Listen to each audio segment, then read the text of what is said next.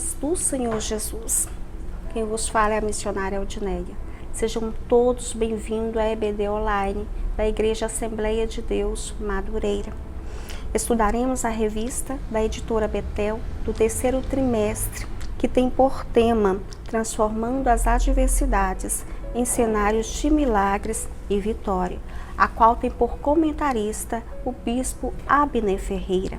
Neste dia, estudaremos a lição de número 6, que tem por título Usando a Fé Diante dos Confrontos. Nesta oportunidade, a convidada para participar da EBD Online é a diaconisa, ministra da Palavra de Deus e cantora Josivânia Tavares, a qual abordará tópicos e subtópicos da lição. Seja muito bem-vinda, professora. Muito obrigada, missionária Aldineia. Muito obrigada pelo convite. Quero cumprimentar todos vocês com a paz do Senhor, que o Senhor possa falar e ministrar o seu coração através dessa palavra que será introduzida aqui, que você possa aprender, né? A palavra do Senhor fala para nós crescermos na graça e no conhecimento, que o Senhor possa abrir o seu entendimento para que você venha crescer sim na graça e no conhecimento. Amém. Vamos começar orando ao Senhor? Senhor nosso Deus e Pai, te rendemos graça pela vitória de termos Cristo em nossos corações e de aprendermos com Ele, o qual nos diz para aprendermos dele mesmo, que é manso e humilde de espírito.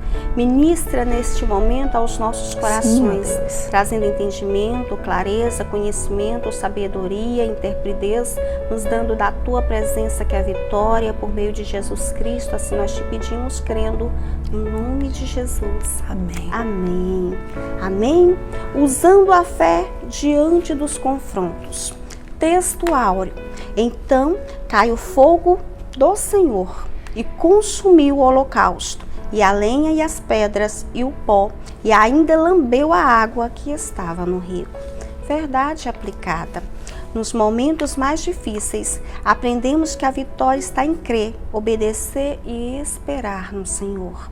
Temos por objetivos ensinar que o Senhor tem métodos peculiares de agir, mostrar que a misericórdia divina sempre nos socorre, apresentar que Deus responde com fogo. Temos por texto de referência 1 Reis, capítulo 18, versos 22. Então disse Elias ao povo: só eu fiquei por profeta do Senhor, e os profetas de Baal são 450 homens. Versos 23. Desse nós, pois, 2 bezerros, e eles escolham para si um dos bezerros, e o dividam em pedaços, e o ponha sobre a lenha, porém não lhe meta fogo. E eu prepararei outro bezerro, e o colocarei sobre a lenha, e não lhe meterei fogo. Versos 24. Então invocai o nome do vosso Deus, e eu invocarei o nome do Senhor. E há de ser que o Deus que responder por fogo, esse será Deus. E todo o povo respondeu e disse: é boa esta palavra. Versos 39. O que vendo todo o povo caíram sobre os seus rostos e disseram: só o Senhor é Deus, só o Senhor é Deus. Amém? Temos aí um contexto histórico no desenrolar desta lição. E qual é esse contexto histórico? Porque aqui nós vemos a guerra de Deus com Baal. A luta do próprio Deus com o Deus pagão, com o Deus falso, que era o Deus Baal.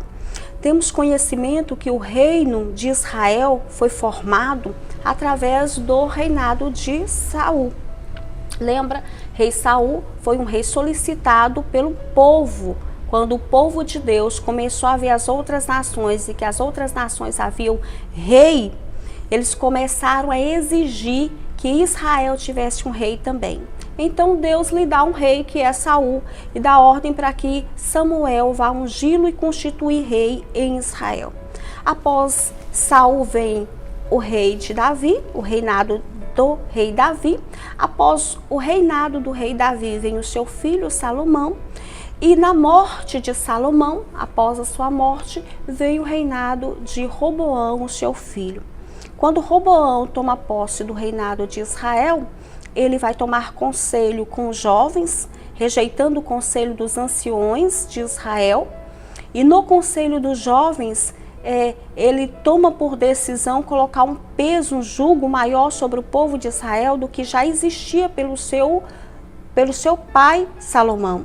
Os impostos já eram caríssimos, já eram muito altos no Império de Salomão, e agora no Império de Roboão ele ameaça ser mais pesado ainda esse fardo, esses impostos, provocando um descontentamento grandioso no coração dos israelitas. Então Jeroboão se levanta e rebelia contra Roboão, dividindo o reino de Israel. Jeroboão fica com a parte norte de Israel, constituída por 10 tribos, e Roboão fica somente com 2 tribos, que é Benjamim e Judá, do lado sul de Israel, a qual é chamado de Reino de Judá.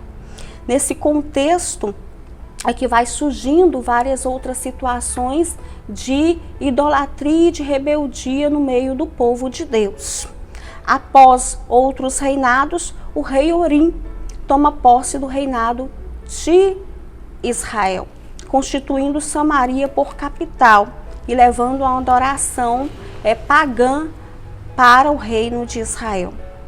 Nesse período, ele faz aliança, o rei Orim faz aliança com vários outros reinos, e um desses reinos foi o reino de Tiro e de Sidom, que eram cidades extremamente conceituadas, devido a ser cidades marítimas, mas que tinha como cultura ou como Deus, o Deus Baal. Orim dá o seu filho em casamento para afirmar ou confirmar essa aliança entre as nações sírio-fenícia, dando o seu filho em casamento à filha de Etibaal, que é chamada de Jezabel.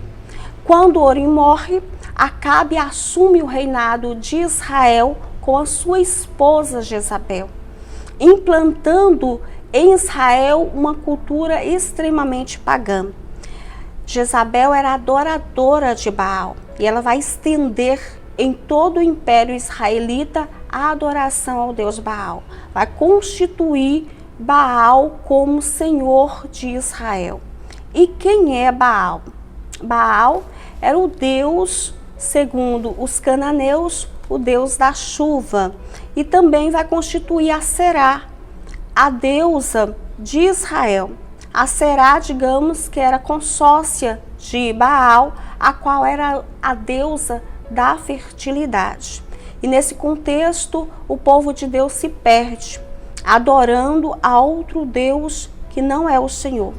É nesse contexto que Elias aparece, porque Jezabel, que é uma mulher extremamente imponente, autoritária, religiosa e pagã, está provocando uma desordem de ordem espiritual no Império de Israel. O seu esposo, que tem característica de um homem frágil, de um homem fraco, a qual ela impõe sobre ele as suas vontades, não se posiciona, provocando aí uma instabilidade religiosa extremamente grave no Império de Israel.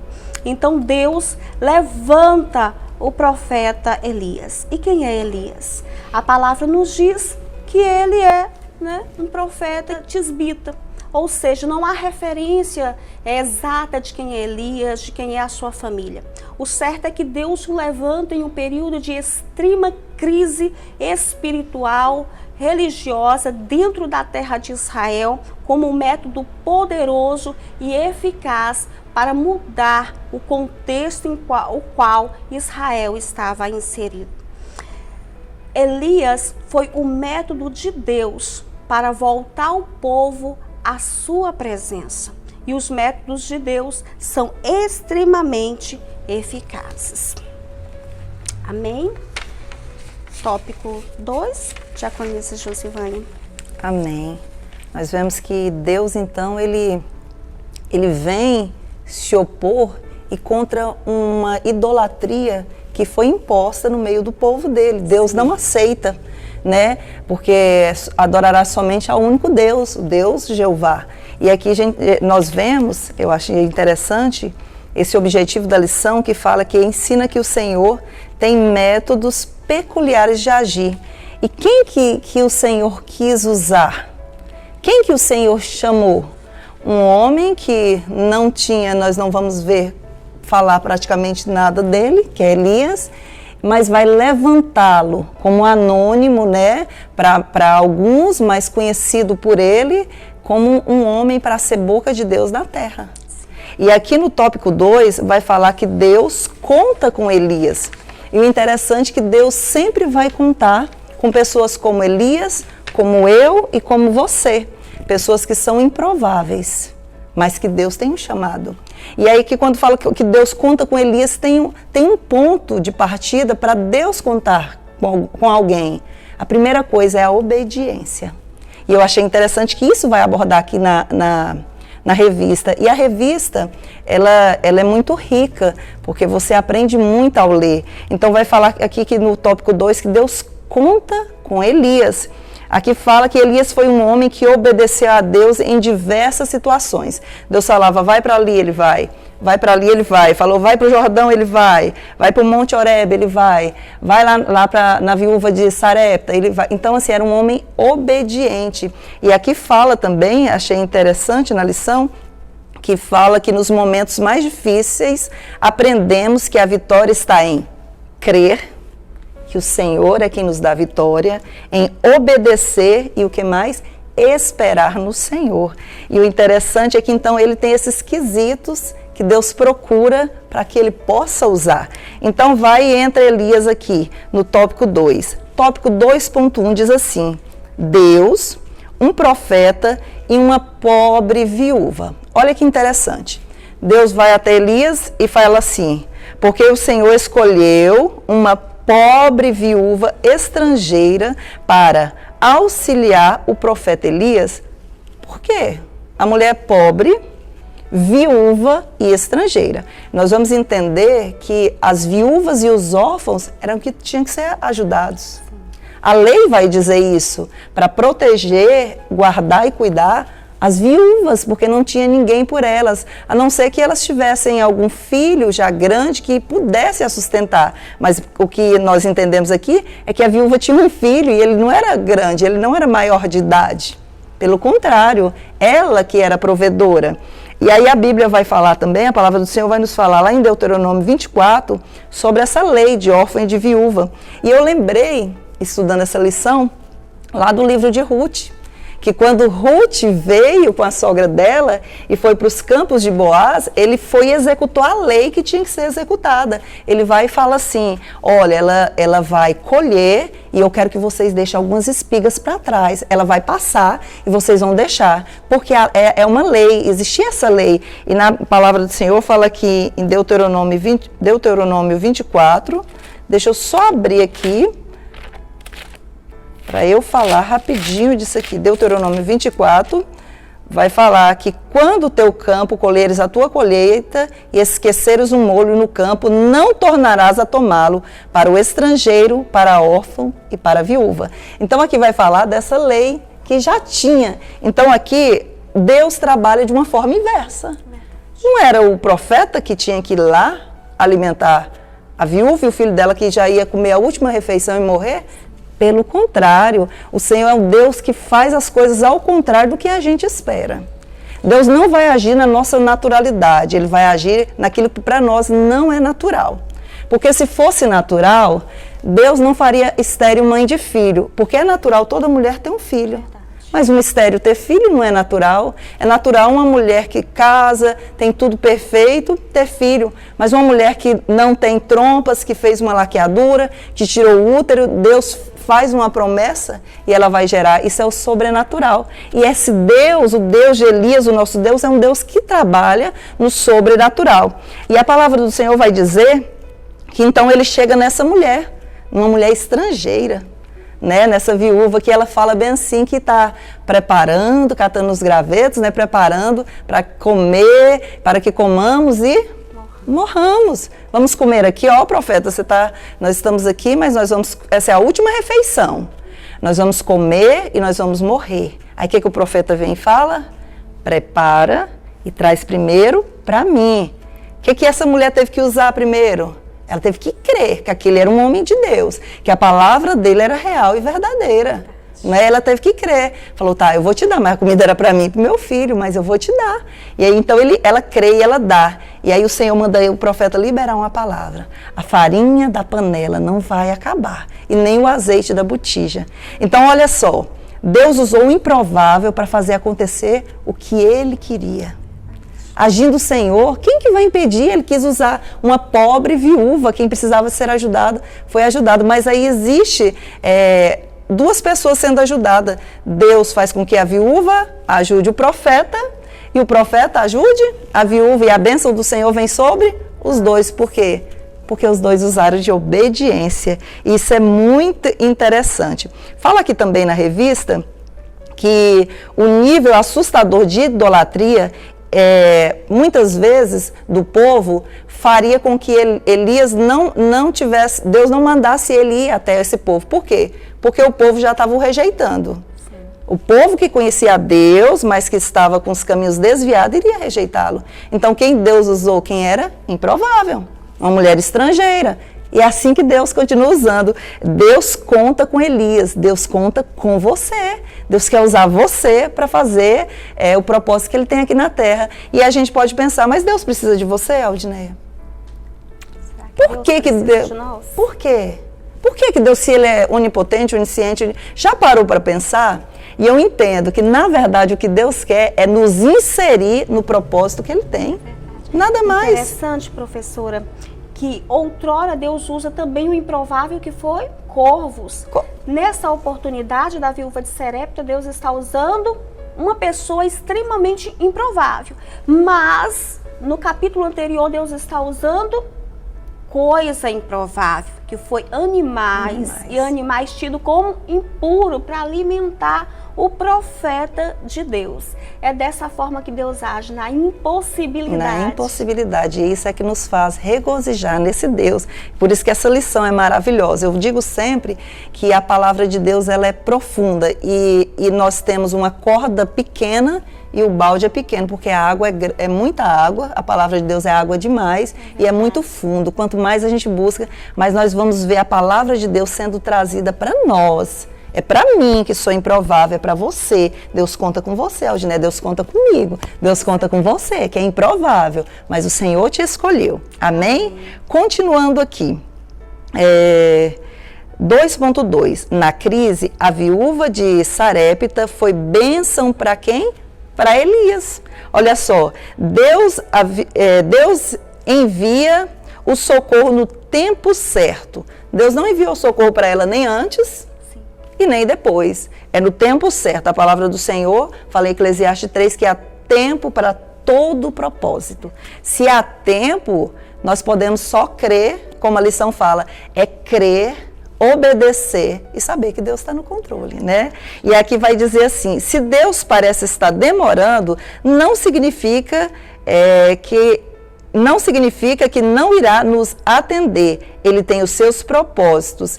Elias chegou à casa de uma mulher que estava preparando um alimento, a última refeição para o quê? Morrer. Mas Deus chega no momento exato. Talvez você pode estar pensando, Senhor, está tardando, parece que eu oro, busco e não chega. Na hora certa o socorro vai vir. É o mesmo Deus que socorreu aquela mulher, é o Deus que quer te socorrer, e é o Deus que vai te socorrer, só dá lugar, creia. Aí nós vamos falar que tem que usar a fé. Hebreus 11 vai falar que a fé é o firme fundamento das coisas que se esperam e a certeza daquilo que não se vê. Aí algumas pessoas, Aldineia, vai nos dizer assim, você não tem fé? Pela minha fé você vai alcançar. Meus queridos, tira isso de cabeça, tira isso de ideia, porque a palavra de Deus vai nos falar que sem fé é impossível agradar a Deus. E a palavra do Senhor vai dizer também, agrada-te do Senhor e Ele satisfará o desejo do teu coração. Então, se eu não agrado a Deus com a minha fé, Ele não vai satisfazer o desejo do meu coração. Isso aí pode tirar de ideia. Então, assim, é usar a fé no ponto certo, que é o único Deus. Aqui eles estavam colocando a fé deles na idolatria. Exatamente. Por isso que fracassaram, né, Aldineia? Continuando aqui, 2.3. Na crise, Elias foi bênção para uma viúva. Vice-versa, dois extremos. Uma viúva que precisava de ser ajudado e um servo de Deus. Um foi bênção para o outro. Amém?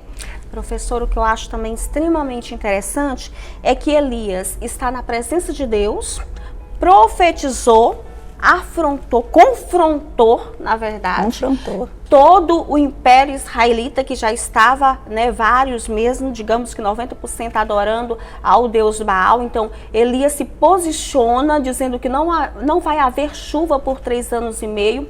E assim, ele está na presença de Deus, mas ele está sofrendo situações adversas. Ou seja, o fato de estarmos na presença de Deus não isenta de nós passarmos por dificuldades. Não isenta de passarmos por perseguição, por dores, por sentirmos medo. Não nos isenta de situações adversas. Elias agora está próximo a um ribeiro, esse ribeiro seca devido às consequências da falta da chuva, a qual ele mesmo havia orado e profetizado que não iria chover.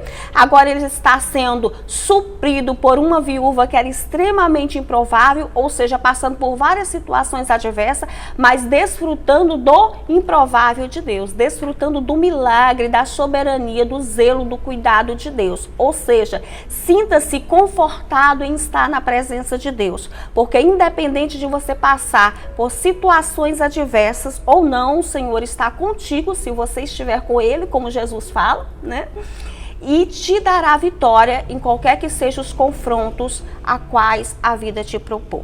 Verdade. Isso é interessante de entender, porque quando nós abrimos a Bíblia, quantas pessoas falam, eu não entendo a Bíblia, Nós abrimos e fala, gente, essa história está errada, não deveria estar aqui. Porque é cheio de gente defeituosa e problemática, igualzinha a nós. Exatamente. Por quê? Porque Deus colocou aqui pessoas para nós olharmos e aprendermos com Ele. A Bíblia é um livro que quer nos ensinar, aprender. E Elias também teve declínios. Elias teve um ápice de depressão, que ele pediu para morrer. Quantos de nós também não passamos por isso? Porém, escolhido por Deus, porque as adversidades vêm, as adversidades vão bater na nossa porta, isso é normal, nós somos seres humanos, somos peregrinos, estamos passando aqui, mas as adversidades vai acontecer um acidente, somos sujeitos, mas o Senhor nos livra de muitos males, mas é isso que a missionária Eldineia falou, nós estamos no mundo e vamos passar sim, mas isso não quer dizer que o Senhor não está conosco. Porque o nosso problema como cristão é achar que agora é só vitória, Agora é só vitória. E o que é vitória? Nesses dias eu estava a pensar, O que é vitória, Eldineia, para você? O que é vitória para você? Porque nós achamos que vitória é aquilo que nós ansiamos. E eu entendi que vitória é você acordar e poder falar para o Senhor, Senhor, obrigado por mais um dia. Isso já é uma grande vitória. Está em Cristo. Está em Cristo, é sua família, seus filhos. E isso é vitória, ter uma provisão. Quantos não têm a oportunidade que nós temos? O poder de respirar, nesses dias em que o respirar, devido aí, o coronavírus está, muita gente vivendo a escassez do ato do respirar.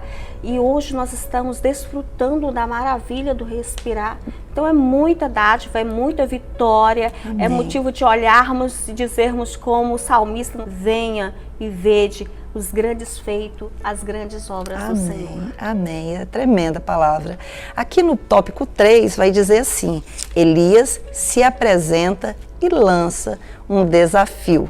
Aqui eu vou entender que Elias estava ousado, Muito. Ele estava muito ousado. E às vezes a gente está muito ousado, a gente profetiza, Tem dia que a gente está mais... como diz uma irmã que eu gosto, que ela fala, hoje eu estou cheia de Deus. Tem dia que parece que a gente está mais cheio de Deus e ousado, E Elias aqui, ele estava ousado, porque ele lança um desafio. Diz assim, mesmo atravessando uma grande escassez de água e alimento, havia chegado o grande momento de Elias mostrar quem de fato era o verdadeiro Deus de Israel. Porque até então o povo se corrompeu com essa transição de reinado. Queria um rei, Saul, eu quero um rei, porque toda nação tem rei, por que a gente não tem? E a Bíblia diz que eles olharam para Saul porque ele era grande em estatura e ele era muito bonito. Sim. Ele disse que do ombro para cima não tinha um mais bonito que aquele. Diz que era um homem lindo. E eles falaram, eu quero esse daí. E Deus quase fala, não basta eu como Deus, não. Queremos um rei apalpável, que possamos apalpar. E Deus manda. E depois passa para Davi, depois para Salomão, depois para seus filhos, que vai dividir. E vai transgredir essa lei. E aí o povo perde a direção de quem era o verdadeiro Deus. Ele começa a ser induzido por Jezabel, sim, que por sinal era uma mulher muito persuasiva. Porque o homem, podemos dizer que era um homem frouxo. Sim, que tudo que a mulher falava, o homem concordava. Tudo que a mulher falava, é para matar, vamos matar. Era um homem que não tinha liderança na sua casa. Então aqui chegou o momento dele provar quem é o Deus de Israel. Desprovido da crença da idolatria, Elias perturbou muitos por dizer que somente Deus é o Senhor. O povo não estava aceitando. E ele continuava a falar, só Deus é o Senhor. 3.1 diz assim, confrontando o povo e os profetas. O profeta Elias sabia para o que fora chamado e não retrocedeu. Meus queridos, minhas queridas que estão assistindo esse vídeo, você sabe para que você foi chamado? Você sabe, missionária Aldineia? Para que você foi chamado? Porque quando nós sabemos para que nós somos chamados, qual o motivo da nossa existência, nós vamos entender que nós não estamos aqui só para vagar e passar um tempo, alguns anos na terra. Que Deus tem um propósito. E Elias sabia desse propósito. Elias tinha convicção e ele não retrocedeu. Senhor, se eu confio a mim, então eu vou até o fim. Posso não ter força, mas eu vou até o fim, porque quem me chamou garante a vitória. E diz a palavra assim ainda, convocou o povo de Israel para o Monte Carmelo, então aqui vai acontecer, né? Aqueles 400 profetas de Azera, que no caso é aquela deusa, né? Da fertilidade, 450 profetas de Baal, então vai começar aquele desafio, né? Que parte lá o bezerro e o Deus que responder com fogo, esse é o Deus verdadeiro. Olha só o que Deus faz. Elias ali estava realmente, eu falo que foi um momento dele que ele empolgou. Sim. Ele empolgou, porque ele falou bem assim, talvez seu Deus está dormindo, chama ele de novo. E às vezes nós temos que ter cuidado com essa empolgação, sabe? Porque no mesmo tempo que ele empolgou, depois ele teve uma crise, sim, né? Uma crise grande, assim, podemos dizer.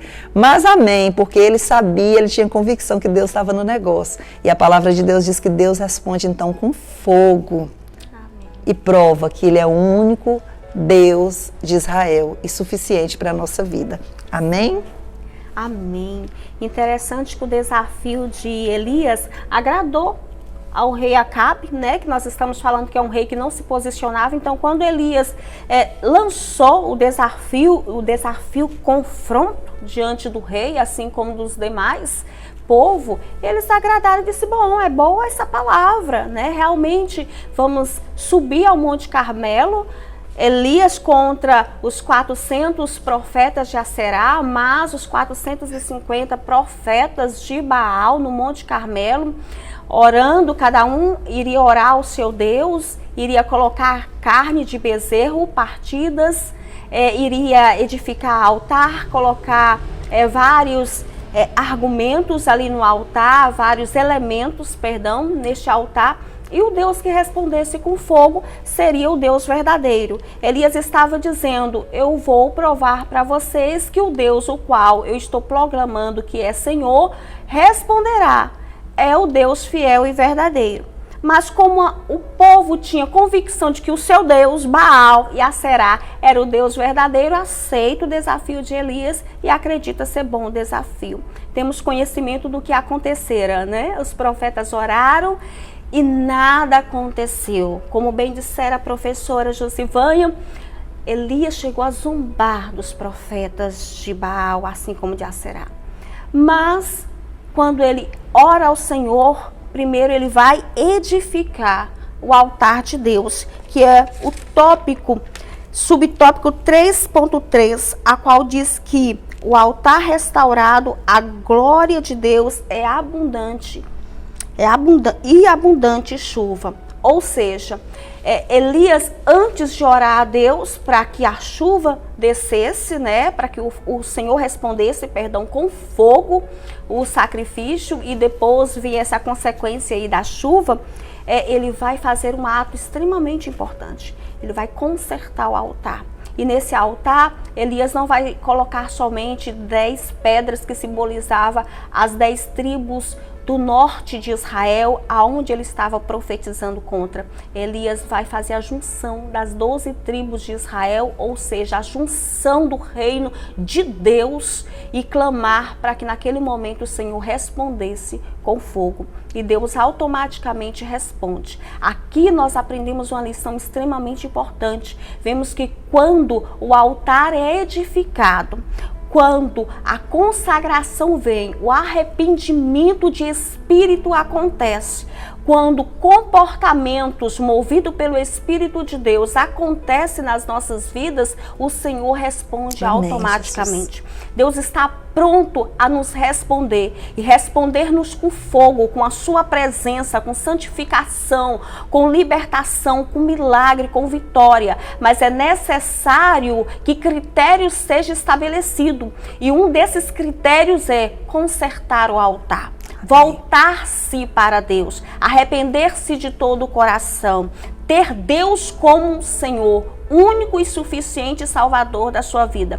Quando isso foi colocado em pauta através das ações de Elias, fazendo a unificação do reino de Israel, Deus responde com fogo. Amém. E ao responder com fogo, então Elias diz para Acabe: desce, porque Deus agora não vai responder não só com fogo, que lambe toda a água como Elias havia lançado sobre o altar. Agora Deus vai responder com a chuva abundante. Amém. Aqui nós aprendemos quanto Deus nos abençoa quando nós verdadeiramente nos edificamos, nos lançamos na sua presença, confiando que Ele é o único Deus da nossa vida, do nosso lar. Jesus. Amém? Então, diante do confronto, Elias permaneceu fiel ao Senhor, aceitara o desafio de ser fiel a Deus em um período extremamente idólatra, aceitou o desafio de ser o método, a metodologia